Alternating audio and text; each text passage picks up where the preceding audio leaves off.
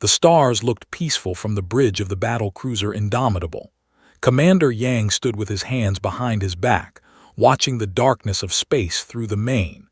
5 years had passed since humanity invented faster-than-light travel.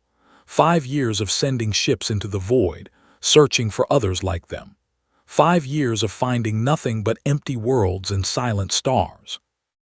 Yang had served in Earth's defense fleet for 15 years. He remembered when people still dreamed of meeting friendly aliens, of joining some great cosmic community. Those dreams had faded. Now most humans believed they were alone in the universe, but Yang never stopped watching the sensors. Something in his gut told him the silence wouldn't last forever. Lieutenant sat at the sensor station, her eyes fixed on the displays. She was young, only 26, but sharp as a blade. Yang trusted her instincts. When she suddenly straightened in her chair, he knew something was wrong. "Commander, I'm detecting an energy signature," said. Her voice stayed calm, but her fingers moved quickly across the controls. "It's massive, moving faster than anything we've ever seen." Yang moved to her station. "Can you identify it?" "No, sir. The readings don't match any known technology. And, sir, there's more than one. I count 12 distinct signatures, all approaching Earth at incredible speed." Before Yang could give orders, the space around Earth erupted with light. 12 enormous ships appeared out of nowhere, their hulls dark and covered with strange markings. They dwarfed Earth's orbital defense platforms.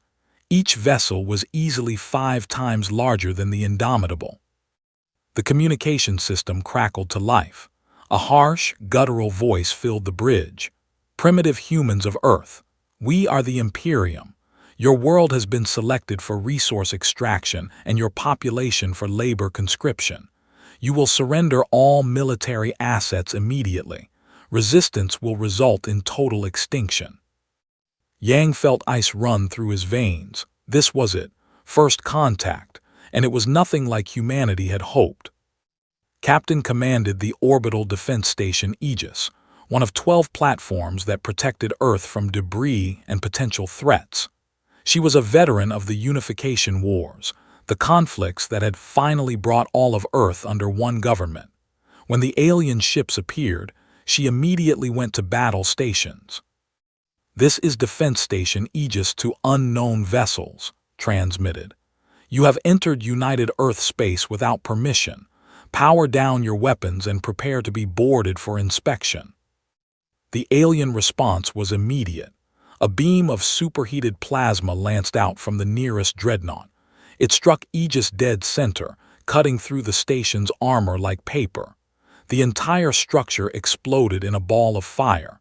847 men and women died in less than 2 seconds. The broadcast the destruction to every screen on Earth.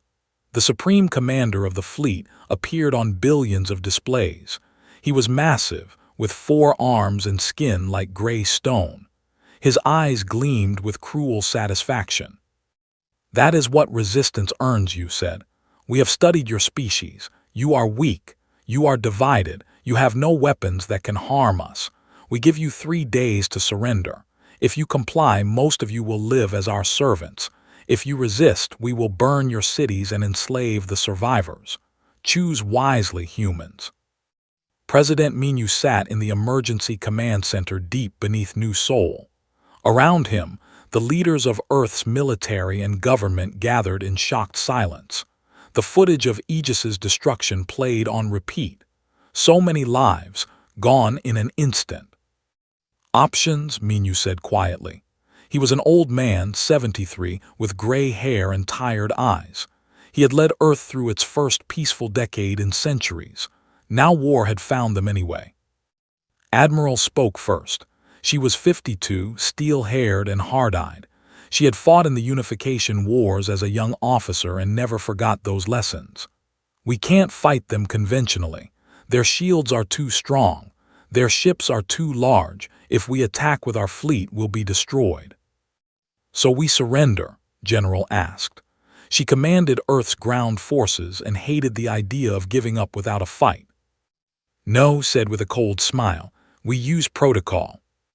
The room fell silent. everyone knew about.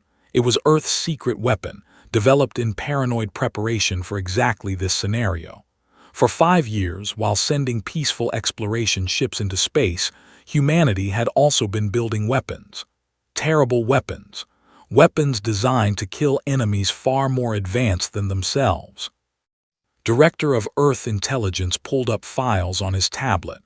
They don't know what we're capable of. Their commander called us weak and divided. That means their intelligence is badly outdated. How outdated, Minyu asked. Based on their assessment, I'd say their last observation of Earth was 60 or 70 years ago, before fusion power, before the unification wars, before we learned how to truly work together. His expression hardened. They think we're still fighting each other with primitive weapons. They have no idea what we've become.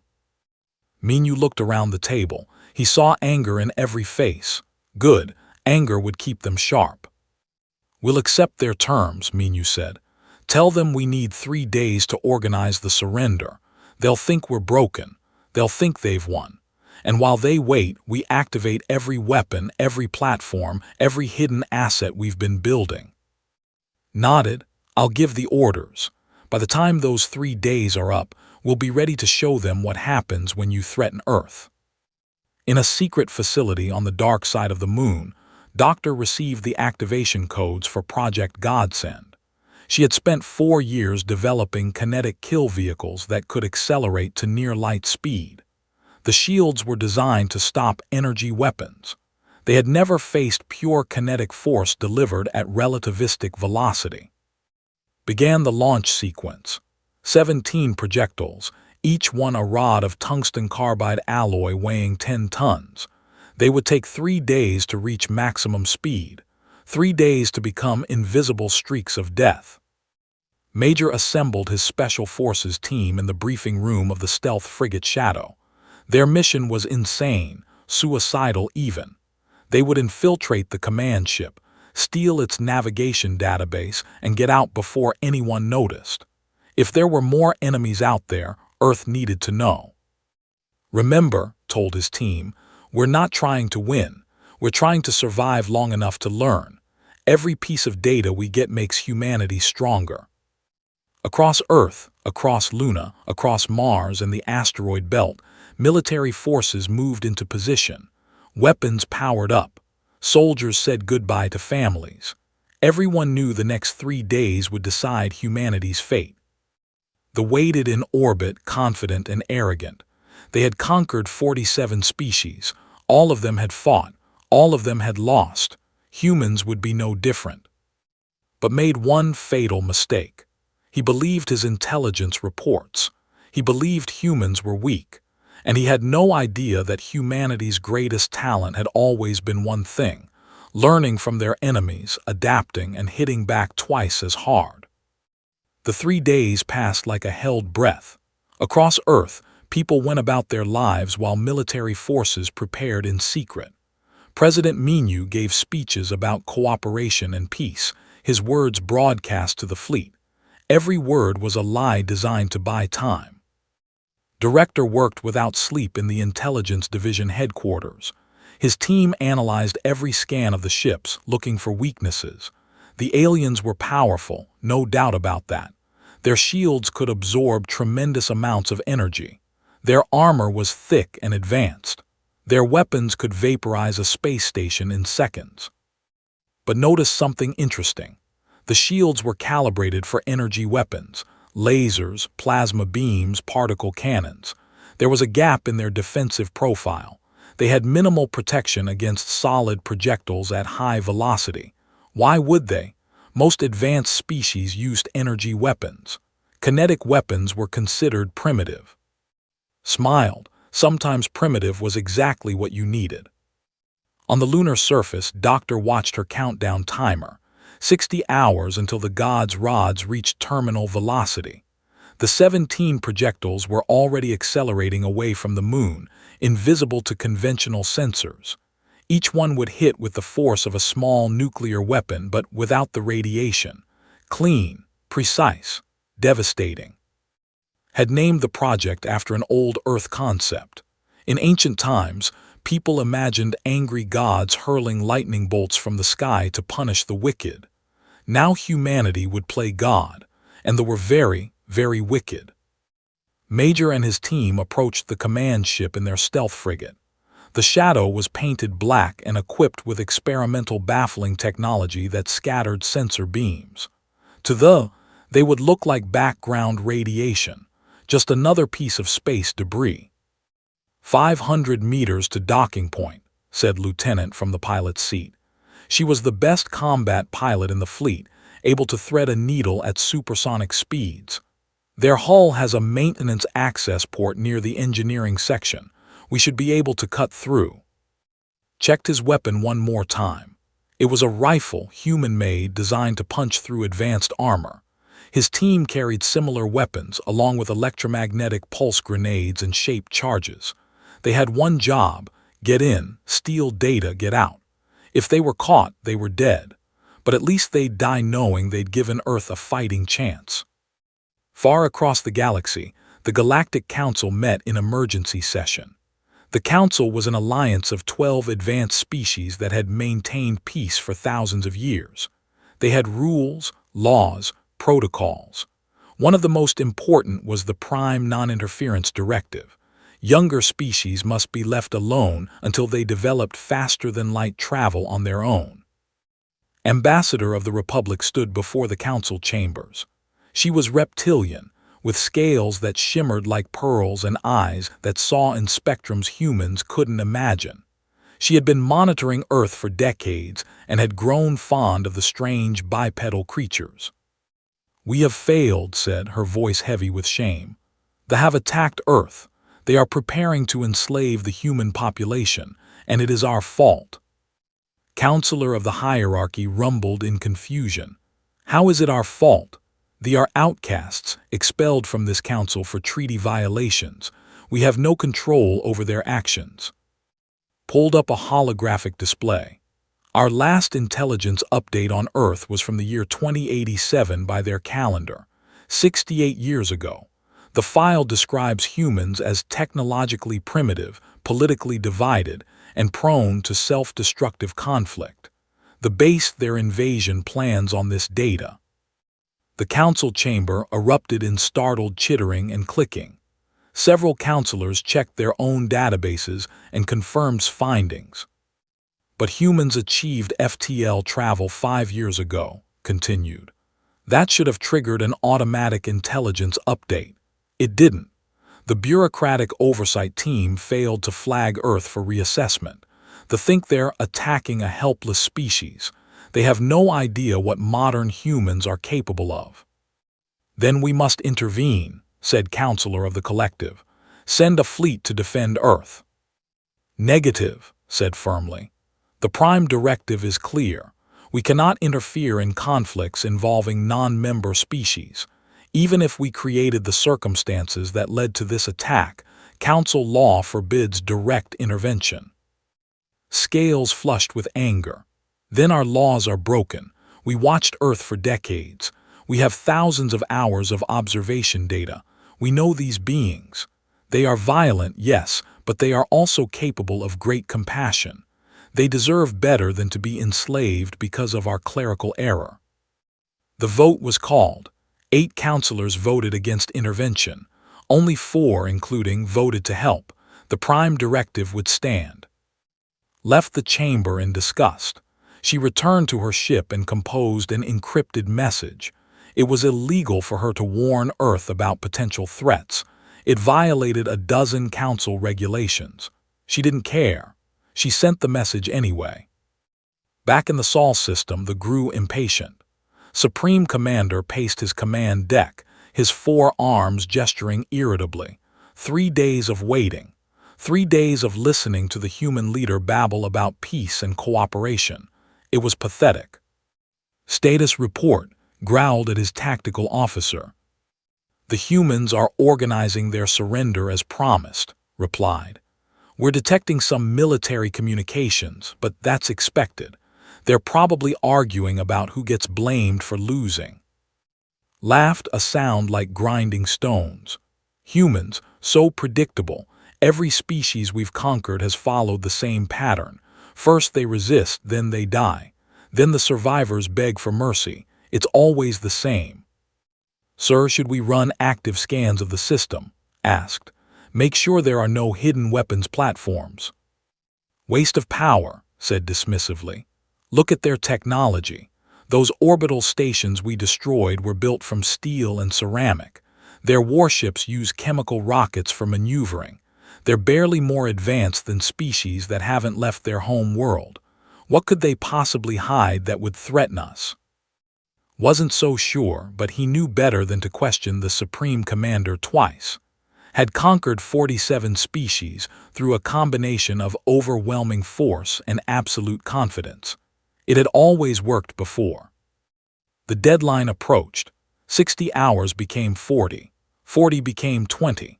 Admiral coordinated the positioning of every human military asset. Battle cruisers that had been disguised as cargo haulers moved into attack vectors. Rail gun platforms hidden among the orbital debris powered up their capacitors. Submarine space units, invisible against the black of space, drifted into flanking positions. Captain commanded the Mars Defense Fleet from the bridge of the destroyer Vengeance. His ships were smaller than the dreadnoughts, but they were fast and packed with missiles. When the shooting started, his job was simple: swarm the enemy, draw their fire, and give the gods' rods time to work. All crews are ready, reported two. We know the odds, Admiral. We know what we're facing, but we'd rather die fighting than live as slaves.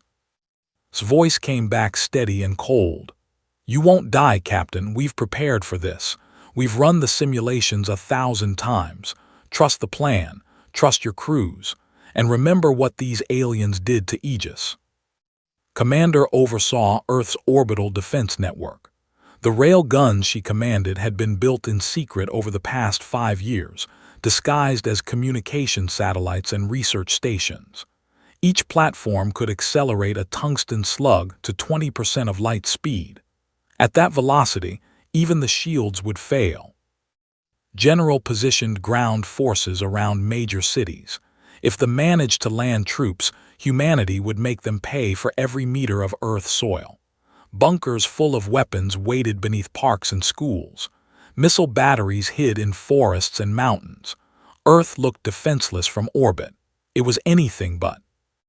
The message from Ambassador reached Earth 12 hours before the deadline. It was brief. They are outcasts. More threats exist beyond them. The Galactic Council knows you exist but will not help. You are alone. I am sorry. Fight well. President Minu read the message 3 times. So there were others out there. An entire galactic civilization that had watched Earth and said nothing. That had left them to face genocide alone because of paperwork and politics. He felt a cold rage settle into his bones. Fine. If humanity was alone, they would survive alone. And when this was over, the galaxy would learn that humans were not weak, not prey, and not to be underestimated ever again. The deadline arrived at precisely 600 hours, Earth Standard Time. Supreme Commander stood on his command deck, all 4 arms crossed in satisfaction. The humans had transmitted their official surrender documents an hour ago. Now it was time to begin the harvest. All ships, commanded, target the major population centers. New Seoul, New Beijing, the European megacity, will bombard one city as a demonstration. The humans need to understand the cost of future disobedience. The fleet moved into position over Earth. Plasma cannons charged, building up devastating energy. On the surface below, billions of humans watched the sky and waited. In bunkers and command centers, President Minu counted down the seconds. Fire ordered. The plasma cannons never got the chance to shoot. 17 streaks of light appeared from the darkness beyond the moon. They moved at 95% of light speed, so fast that by the time the sensors registered them, impact was already happening. The god's rod struck 7 dreadnoughts simultaneously. The kinetic energy was apocalyptic. Each tungsten rod weighed 10 tons and carried the momentum of a small asteroid. They punched through the shields like they weren't even there. The shields were designed to dissipate energy, but these weren't energy weapons. They were solid matter moving at relativistic speeds. The first rod struck the lead dreadnought directly amidships. It penetrated 15 meters of advanced armor, passed through the reactor core, and exited out the other side. The reactor went critical immediately. The ship exploded in a sphere of white-hot plasma that consumed 2 nearby vessels. 4 more rods found their targets with perfect precision. Ships that had seemed invincible moments ago became expanding clouds of debris. The crews didn't even have time to scream. On the Indomitable, Commander Yang watched the enemy formation disintegrate. "All ships," he transmitted across the fleet, "execute attack pattern. Show them what happens when you threaten Earth." Earth's orbital defense platforms revealed themselves. What they had thought were civilian satellites suddenly unfolded, exposing massive rail gun barrels. Commander's finger hovered over the firing control. She thought about Captain and the 847 people who died on Aegis. She thought about the commander saying humans were weak. "Fire," said calmly. 20 rail guns spoke as one. Tungsten slugs, each one weighing 500 kilograms, accelerated to 20% of light speed. At close range, they hit 3 more dreadnoughts before the aliens could even react. The slugs punched through shields and armor, creating massive holes that vented atmosphere and crew into space. Stared at his tactical display in disbelief. In less than 30 seconds, he had lost 10 of 12 dreadnoughts. His supposedly primitive enemy had just executed the most devastating first strike he had ever witnessed. "Evasive maneuvers," roared. "Return fire, destroy those platforms." But humanity wasn't done. From the asteroid belt, Captain's Mars Defense Fleet emerged at full burn. 50 destroyers and frigates, all smaller than the dreadnoughts but fast and armed with missiles that used the same kinetic principles as the gods' rods. "All ships weapons free," ordered. "Make them pay." The Mars fleet unleashed a swarm of missiles. Thousands of warheads streaked toward the 2 surviving dreadnoughts. The point defense systems came online, shooting down hundreds of missiles. But there were too many. Dozens got through, slamming into the dreadnought hulls with the force of tactical nuclear weapons. One dreadnought, already damaged by rail gun fire, broke apart. Its spine snapped and the ship folded in half, secondary explosions rippling along its length. The other dreadnought tried to run, charging its faster-than-light drive. Captain of the stealth destroyer Retribution had been waiting for exactly this moment. She had spent 3 days carefully positioning spatial mines along the most likely escape vectors.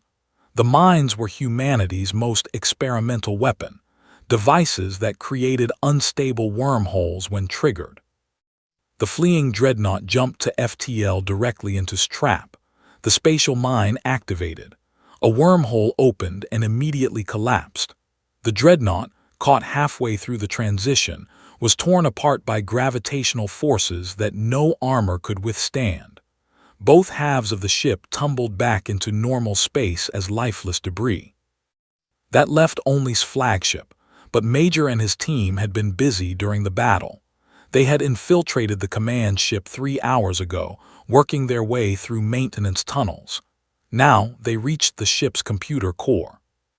Lieutenant placed electromagnetic pulse charges at key points around the server banks. "Charges set," she reported to. "Data download is at 90%. "Finish it," said. He could hear alarms blaring throughout the ship. The crew was starting to realize something was wrong. The download completed, triggered the EMP charges. Every electronic system on the flagship died instantly. The bridge went dark. Life support shut down. The mighty dreadnought became a floating tomb, helpless in Earth orbit. Boarding teams led by Lieutenant breached the flagship's hull. Marines in powered armor swarmed through the corridors, meeting confused and frightened.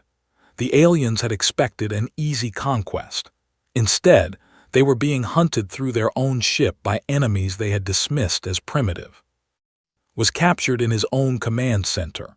Captain Yang entered with a squad of Marines, their weapons trained on the Supreme Commander. His 4 arms hung at his sides. His eyes, which had gleamed with cruel satisfaction days ago, now showed only shock and fear.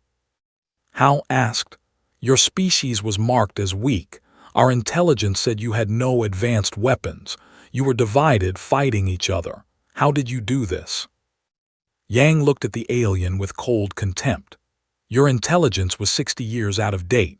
Yes, we fought each other. We fought terrible wars. We nearly destroyed ourselves, but we learned from those wars. We learned how to build weapons. We learned how to kill efficiently. And when we finally achieved peace among ourselves, we didn't forget those lessons. We just pointed our weapons outward at the darkness, at threats like you." "You cannot win," said desperately. "The Imperium has conquered 47 species. Our fleets will come. They will avenge this defeat." Yang smiled, but there was no warmth in it. "Let them come. We'll be waiting." Admiral stood in the command center beneath New Seoul, watching the battle reports come in. Total human casualties, 37 dead, mostly from accidents during the rapid deployment. Casualties, approximately 40,000 dead, 12,000 captured. The battle had lasted 4 minutes and 18 seconds. Director completed his analysis of the database that team had stolen. It contained star charts, military dispositions, and critically, information about something called the Galactic Council, read through the files with growing anger. Earth had been watched, studied, catalogued, and then abandoned when the came calling because the Council's laws forbid interference. The same Council that had left Earth's intelligence files gathering dust for 60 years, never bothering to update their assessment. President Minyu made the decision immediately. The footage of the battle, of human weapons destroying the fleet, would be broadcast to every world, along with a simple message that Minyu himself recorded. "This is President Minyu of United Earth," he said, staring into the camera. "Your fleet came to enslave us. They called us weak. They called us primitive. They murdered 847 of our people to prove they were strong. This is what remains of their fleet." The video cut to images of destroyed dreadnoughts, of debris fields where mighty warships once floated, of captured soldiers being treated in human medical facilities. "We could kill them," Minyu continued. "We have the capability, but we choose mercy. Your soldiers will be returned to you unharmed. However, understand this. If any ship enters human space again, if any raises a weapon toward Earth or our colonies, we will not show mercy a second time. We will burn you to ash and scatter your species to the stars. Test us if you doubt these words." The broadcast ended. Across the Imperium, a species that had conquered 47 others watched in stunned silence. They had learned the hardest lesson the galaxy could teach: never underestimate your enemy. On Earth, humanity celebrated, not because they wanted war, but because they had survived. They had faced extinction and fought back with everything they had. They had proven that humans would never be prey, never be slaves, never be victims. But in government offices and military headquarters, the leaders of Earth weren't celebrating. They were planning, because now they knew the truth. The galaxy was full of species both hostile and indifferent. The Galactic Council existed but wouldn't help them. Earth was still alone. They would have to save themselves, and if necessary, they would have to teach the galaxy a new rule: humanity protects its own. The Galactic Council received the battle reports within hours. Ambassador watched the combat footage in her private quarters, playing the videos again and again. 4 minutes. That was how long it took humanity to completely destroy a fleet that should have conquered them easily. The emergency session convened immediately. The council chamber, usually a place of calm deliberation, erupted into chaos. Counselors from 12 species talked over each other, their voices creating a cacophony of clicks, whistles, and rumbles. Counselor of the hierarchy called for order.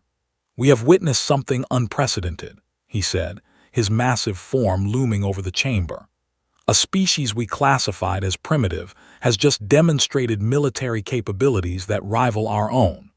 The humans used kinetic weapons at relativistic speeds, spatial manipulation technology, and tactical precision that suggests centuries of warfare experience. "They are dangerous," hissed Counselor of the Dominion. "Any species capable of such violence must be contained. I propose we quarantine human space immediately, prevent them from expanding beyond their home system." Stood, her scales flushing red with anger. "You dare suggest containment after our negligence led to this situation? The humans acted in self-defense against genocidal attackers. They had every right to protect themselves." "Self-defense that resulted in 40,000 dead in 4 minutes, rumbled. "Ambassador, I understand your fondness for the humans, but we must consider the threat they pose. Their weapons are designed specifically to counter advanced technology. They assume they will always fight enemies superior to themselves. That level of paranoid preparation suggests a very dangerous mindset." "They prepared because they were alone," shot back. "Because we watched them in silence and never offered contact. Because our bureaucratic failure left them vulnerable. Now you want to punish them for surviving." The debate raged for hours. Finally, a vote was called. The proposal: send a military blockade to human space, preventing Earth from expanding or developing more advanced weapons. 7 counselors voted yes, 5 voted no. The motion passed. Left the chamber in disgust, but before she could return to her ship, Counselor of the Collective approached her. They were an old species and wise. "The vote was wrong," said quietly, "but it was expected. The Council fears change. They have maintained the same order for 3,000 years. Humanity represents chaos, unpredictability. The Council will try to control them." "They'll fail," said. "I've studied humans for decades. They don't submit to threats. Pressure makes them stronger." "I know," agreed. "That's why I'm going to Earth, officially to deliver the Council's demands, unofficially to offer alliance. My people remember what it was like to be young and alone in a hostile galaxy. We won't make the humans face that again." On Earth, President Minu met with his advisors. Director had finished analyzing the database. The information it contained was both enlightening and infuriating. "The Galactic Council has been watching us since the 1960s, reported. "They have observation posts throughout the Sol system. They cataloged our languages, our cultures, our conflicts, and they marked us as suitable for servitude." "Servitude?" General asked, her voice dangerous. "The exact phrase in the files, which they got from old Council data, is human psychology shows strong pack loyalty and adaptability to hierarchical structures, making them ideal as labor class. That's why they chose Earth. The Council's own reports painted a target on us." Admiral slammed her fist on the table. "So we were supposed to be slaves because some alien bureaucrat thought we'd make good workers. And now they'll come here acting like we're the problem." "They're already coming," said Dr. Humanity's leading. "We're detecting an approaching Council vessel. It'll arrive in 6 days. I expect they'll demand we disarm and accept limitations on our expansion." President Minu sat back in his chair. He was tired, so tired, but he forced his mind to stay sharp. "Options." Colonel, the strategic analyst, pulled up a holographic display. "We have 3 choices. 1. We submit to Council authority and accept whatever restrictions they impose. 2. We reject them and risk military confrontation with the entire galactic community. 3. We demonstrate overwhelming capability while simultaneously offering cooperation.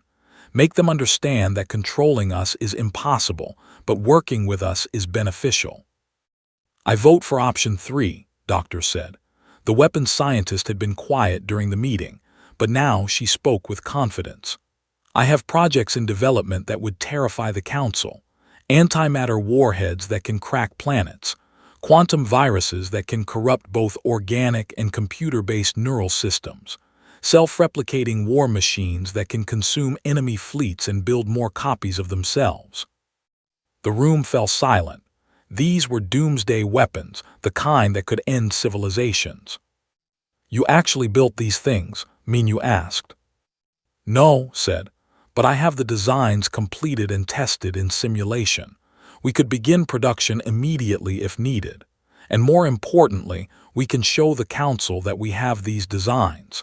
Make them understand that attacking Earth would be suicide." "That's insane," General said. "If we reveal weapons like that, the Council might launch a preemptive strike. Better to destroy us now before we become an existential threat." "They won't," Colonel said. "Look at the combat analysis from the battle. Every human weapon system demonstrated careful precision. We could have destroyed the fleeing dreadnoughts with nuclear weapons. Instead, we used spatial mines that left minimal debris. We could have executed the prisoners. Instead, we're treating them according to international law and preparing to return them home.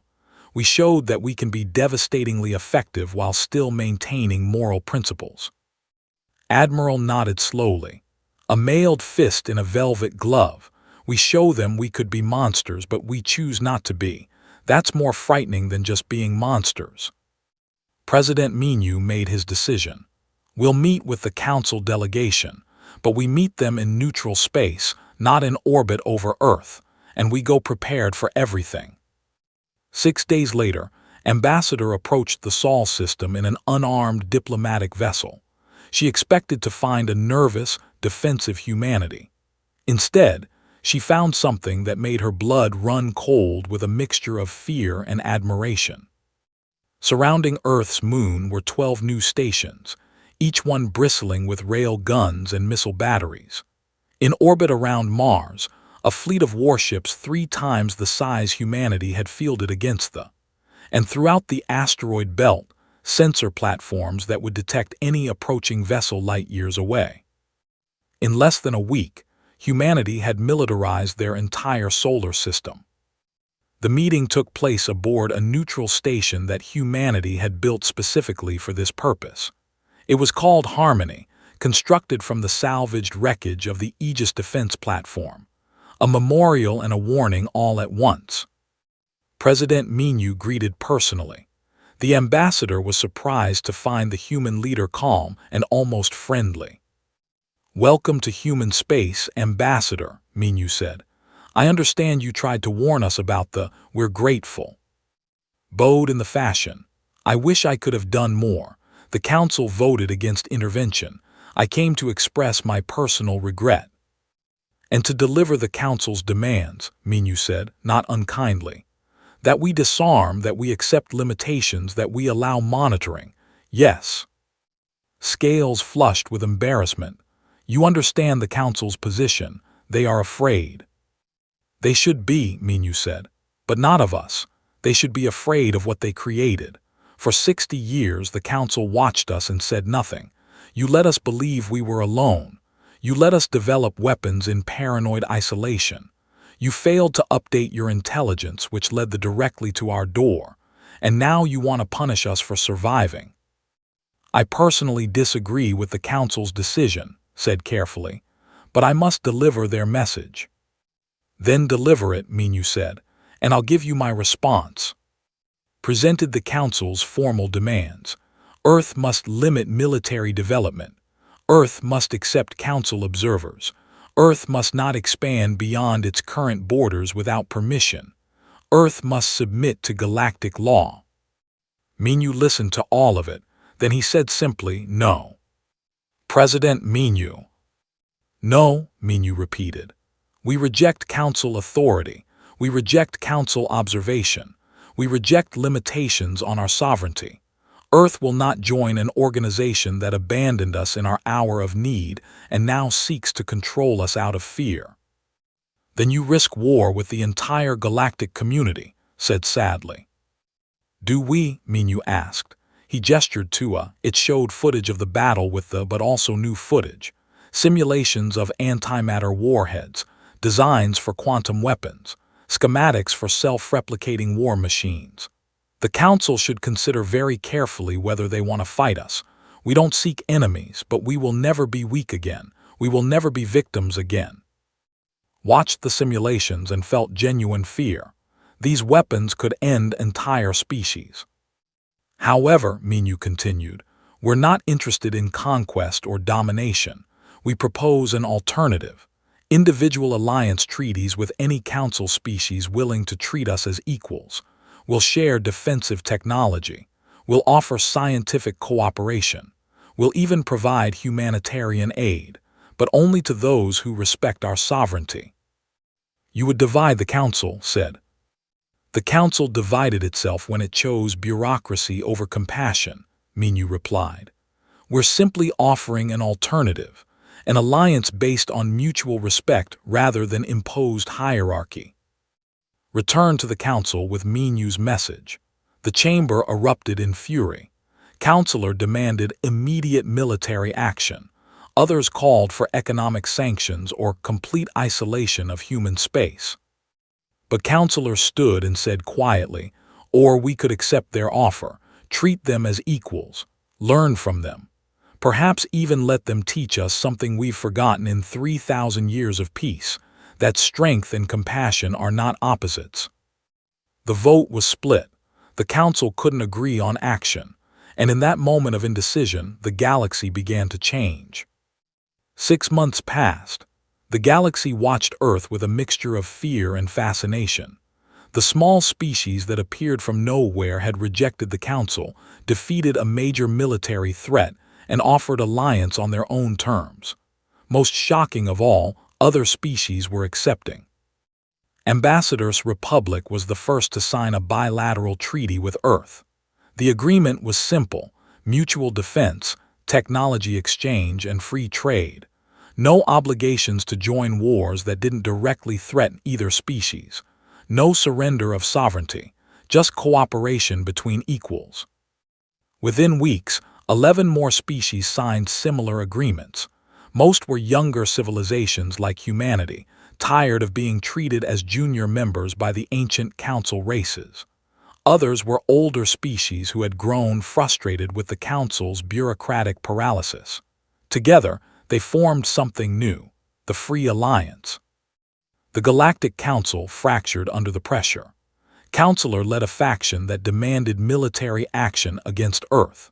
He presented combat simulations showing that a coordinated Council fleet could overwhelm human defenses through sheer numbers. Colonel intercepted those simulations and ran her own analysis. She presented her findings to Admiral in the command center beneath New Sol.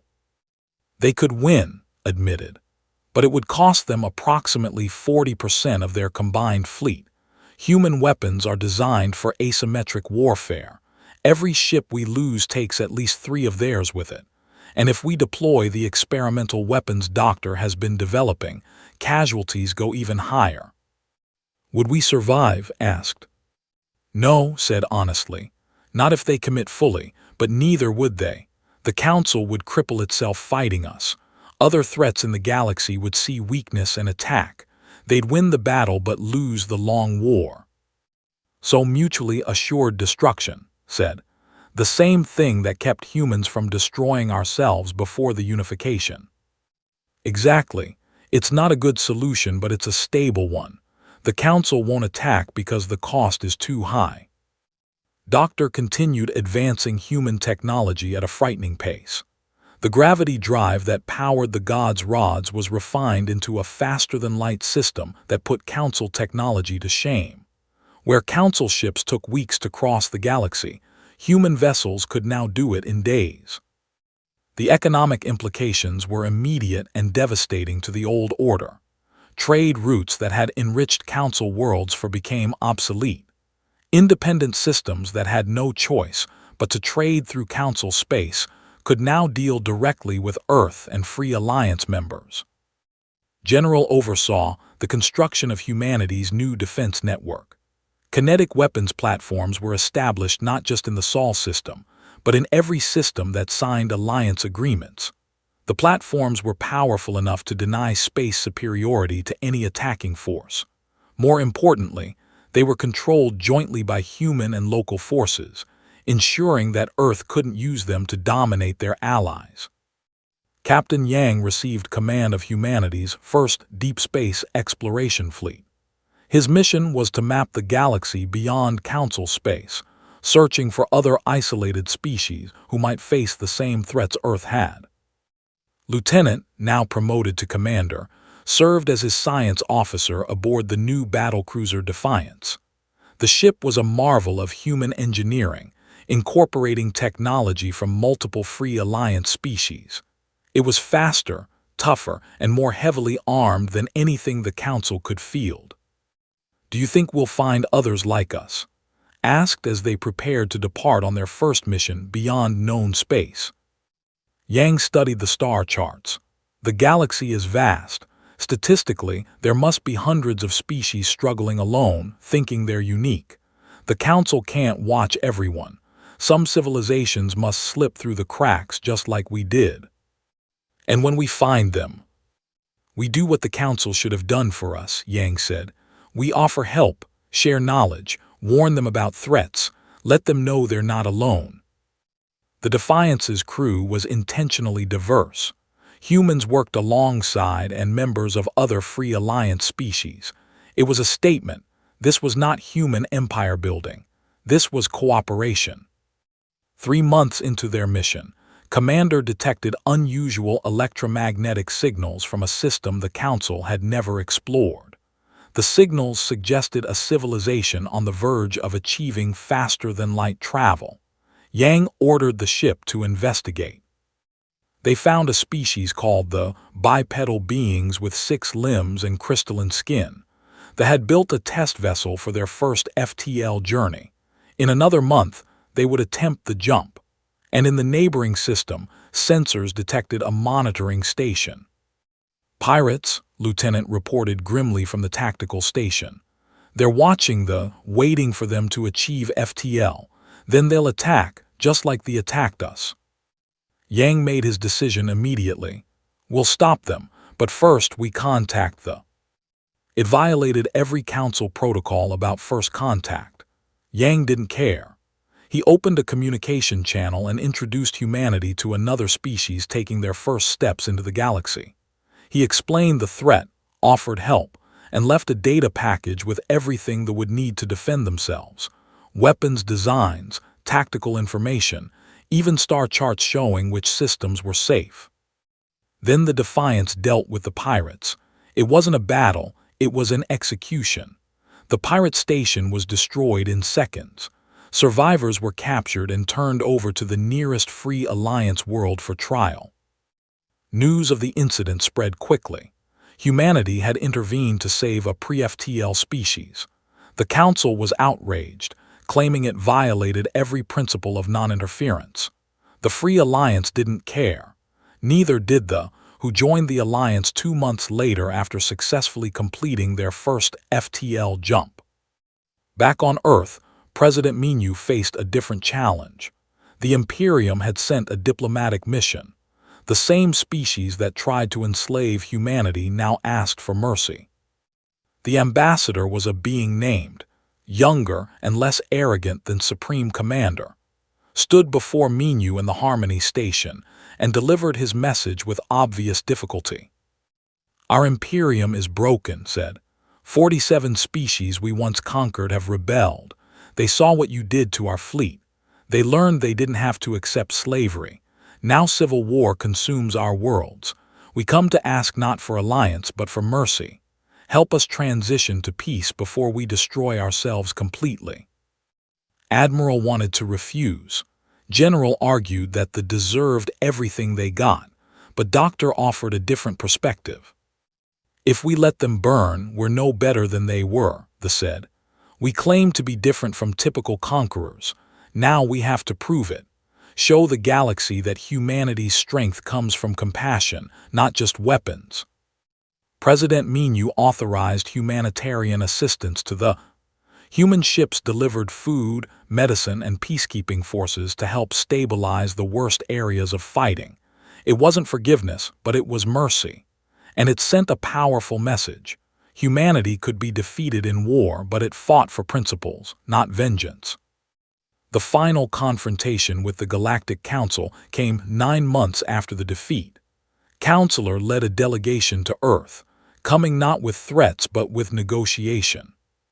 The meeting took place in Minu's office in New Seoul. The president was older now, the stress of first contact having aged him visibly. But his eyes were still sharp, his mind still clear. "The Council recognizes that our previous approach to Earth was flawed," said carefully. He was a proud being, and the words clearly pained him. "Our bureaucratic failure created the circumstances that led to the attack. For that, we offer formal apology." "Apology accepted," Minu said. "What else?" "We propose new terms. Earth joins the Council as a full member, not as a junior partner. You retain complete sovereignty. You keep your alliances. Your technology remains your own. In return, you agree to work within the galactic legal framework and participate in collective defense." "And the other free alliance species?" "All of them receive the same offer: full membership, complete equality."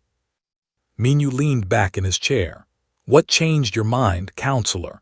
Why offer now what you refused 6 months ago?" His expression was difficult to read, but his tone carried something like respect. "Because you proved something we'd forgotten. The galaxy is not safe because we have laws and councils and protocols. It's safe because someone is willing to fight for it.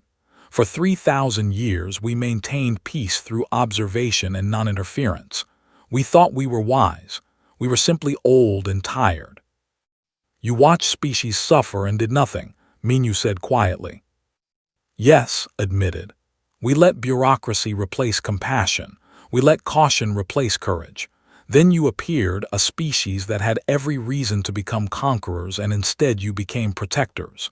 You saved you showed mercy to you built an alliance based on equality. You did what we should have been doing all along." President Minu looked at the alien counselor and saw genuine humility. It was enough. "We'll join the council," Minu said. "But the council must change. Update intelligence protocols so no species is left with outdated files. Create rapid response forces for genocidal threats. End the absolute non-interference policy. If you see species about to be enslaved or destroyed, you help them. That's the price of our membership." "Agreed," said. "The council will be reformed.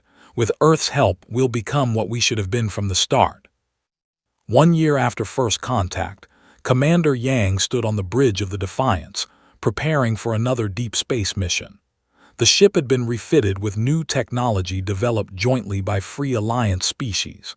It was faster, more powerful, and carried a message of hope to isolated species across the galaxy. "Course laid in, Captain," Commander reported.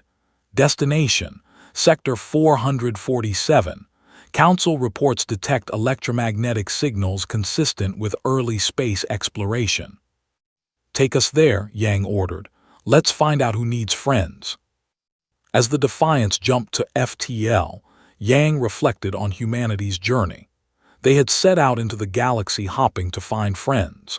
They found enemies instead, and in defeating those enemies, became the friends they'd been searching for. The Galactic Council had made a huge error in their calculations about humanity. They thought humans were weak, primitive, irrelevant.